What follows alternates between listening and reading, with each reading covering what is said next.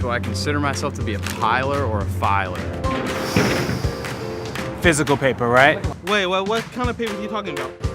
A filer. I would say I'm a piler of papers. It's pretty bad. When I do straighten everything up and put it away, I can't find anything. I just work better as a filer for my own organizational purposes.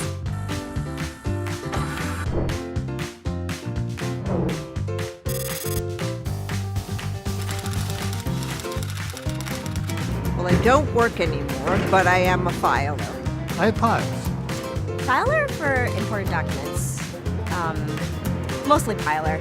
I'm going to get a great body and start filing properly in 2020.